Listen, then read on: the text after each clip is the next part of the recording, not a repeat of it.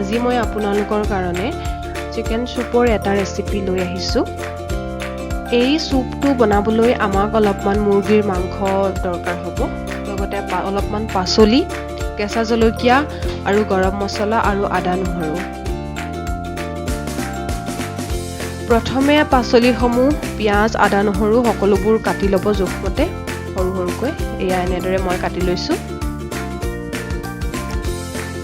এতিয়া এখন কেৰাহী অলপ গৰম কৰি লৈছোঁ আৰু তাত সকলোবিলাক পাচলি, পিঁয়াজ, আদা নহৰু, মাংস সকলোবোৰ দি দিছোঁ।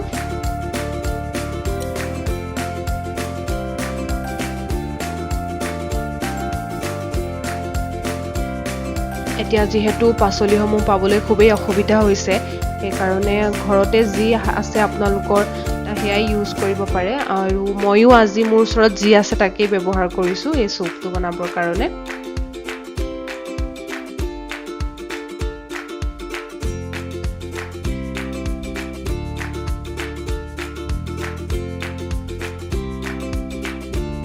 আৰু এতিয়া অলপমান পানী দি দিছোঁ জোখমতে।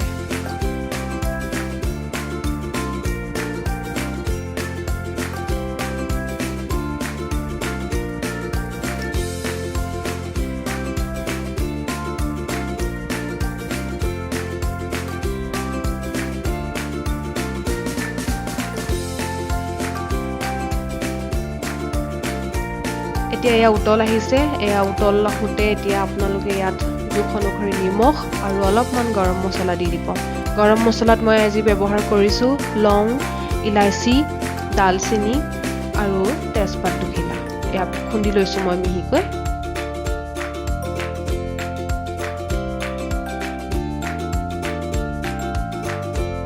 এতিয়া অলপমান বইল হ'বলৈ দিব।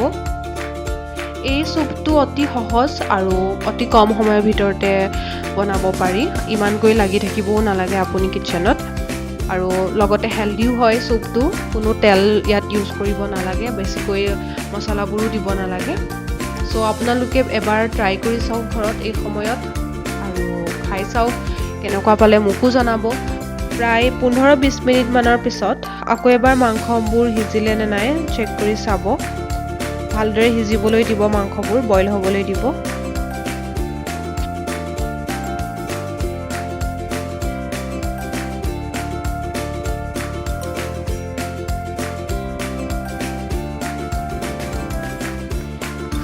যেতিয়া দেখিব আপোনাৰ মাংসখিনি ভালদৰে বইল হৈছে, তেতিয়াই গম পাব আপোনাৰ চুপটো ৰেডি হৈ গৈছে।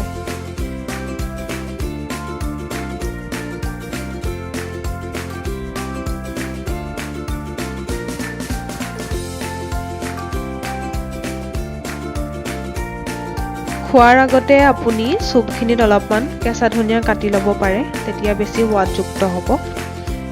থেংক ইউ মোৰ ভিডিঅ'টো চোৱাৰ বাবে। এনেকুৱা ভিডিঅ' মই আপোনালোকৰ ওচৰলৈ আৰু লৈ আহিম। আপোনালোকে মোৰ চেনেলটো যাতে চাই থাকে।